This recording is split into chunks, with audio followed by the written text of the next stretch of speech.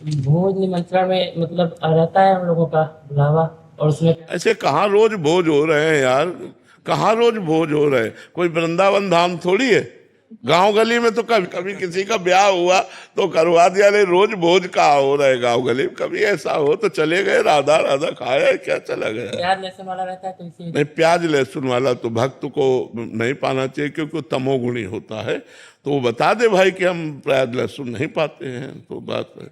नहीं तो जैसे गांव में हमारे प्याज लहसुन पड़ा निमंत्रण होता था जिसमें भोजन बनता था, तो खीर में प्याज लहसुन नहीं होता, गुलाब जामुन में प्याज लहसुन नहीं होता। तो हम बैठ गए पंगत में और बस भाई ये रख दो। अगर वो एक गुलाब जामुन एक कटोरी खीर दे देता पर्याप्त, तो भैया हम उसको पा के अपना निमंत्रण भी पा लिया। बहुत बुद्धि से काम लेना चाहिए। हाँ, पूरी खीर और क्या बढ़िया। पूरी में कोई प्याज लहसुन थोड़ी बड़ा होता है यार। बिल्कुल ऐसे ही चाहिए, ऐसे ही चाहिए।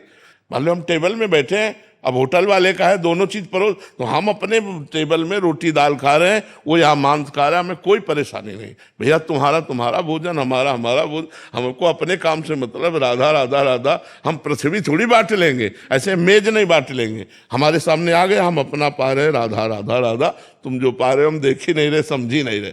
संसार में जीना है तो ऐसे चलना पड़ेगा, अपने को छुपा के और अपने को संभाल करके चलना होता है। हम गलत नहीं करेंगे, आपको जो खाना पीना हो वहीं खाए पिए, हमें कोई परेशानी नहीं। वहीं खाए पिए, हमें कोई परेशानी। हमारा लक्ष्य होना चाहिए कि नहीं खाना पीना, बस उतना भाव। कभी कभी लगता है कि हम सामने वाले को सुधार देंगे। नहीं सुधार पाओगे। अगर वो सुधरना चाहता है तो सुधर सकता है, अगर सुधरना ना चाहे तो भगवान भी नहीं सुधार पाए, दुर्योधन को कहाँ सुधार पाए? समझा तो रहे थे, समझ पाए? बोले 5 ही गाँव दे दे, बोले सुई की नोक बल नहीं देंगे, बोले अब मरोगे फिर। बोले देख लेंगे, युद्ध होगा। और महाभारत युद्ध हुआ। भगवान ने कहा कि भाई तुम्हारी शर्त थी 12 वर्ष का वनवास और 1 वर्ष का अज्ञातवास, ये पूरा होने के बाद आप पूरा राज्य दे देंगे, अब आप राज्य दे दो। तो बोले नहीं देंगे। बोले आधा राज्य दे दो, इंद्रप्रस्थ में राजा बन जाएंगे युधिष्ठिर, और हस्तिनापुर में आप हो जाओ। बोले नहीं देंगे। बोले आखिरी बात 5 गांव दे दो। बोले सुई की नोक भर भी नहीं देंगे। भगवान समझा पाए उसको? अगर नहीं समझना चाहता सामने वाला तो भगवान जगत गुरु श्री कृष्ण नहीं समझा पाए, हम तुम तो उनके अंश हैं, हम कैसे समझा पाएंगे? राधे राधे महाराज जी। महाराज जी, मुझे गुस्सा बहुत आता है। उस स्थिति में सामने वाले को उल्टा सीधा कह देती हूँ। कुछ समय पहले पति के गलत व्यवहार से क्रोधित होकर मैंने नहीं, उनको उसे बोल दिया। गुस्सा किसी का भी मंगल नहीं करता, ना अपना मंगल करता है ना दूसरे का मंगल करता है। गुस्सा में अपनी भी हानि होती है, हृदय जलता है, और क्रोध से गलत शब्द निकल जाए तो सामने वाले का हृदय जलता है। हमें लगता है जिस समय गुस्सा आवे उस समय मौन रहना चाहिए, दोनों दांत ऊपर नीचे के कस के दबा के बोलना नहीं, बोलना नहीं। अगर बोले तो गड़बड़ हो जाएगा, नहीं बोलना, और वहां से हट जाए।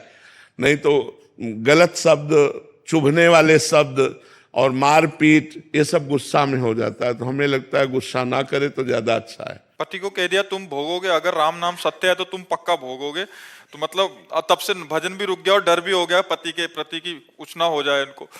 हाँ नहीं, ऐसा नहीं कहना चाहिए, क्योंकि तुम्हारे राम तुम्हारे पति हैं। पहले तुम ही गलत हो, अपने राम को गलत साबित कर रहे हो। पति मेरे लिए भगवान होना चाहिए, पत्नी मेरे लिए अर्धांग होना चाहिए, तभी गृहस्थी चलती है। अब पति को अगर तुम भगवत भाव से नहीं देखोगे या पत्नी को आप अर्धांग भाव से नहीं देखोगे तो फिर परस्पर बैर हो जाएगा, फिर ठीक नहीं रहेगा। फिर कलह अशांति, लड़ाई झगड़ा, वो गृहस्थी नरक बन जाती है। जहाँ पति पत्नी में लड़ाई होता है ना, वो गृहस्थी नरक बन जाती है, वहाँ लक्ष्मी टिकती नहीं है। इसलिए हमें चाहिए दोनों को सही ढंग से चलना चाहिए, भगवत भाव रखकर चलना चाहिए।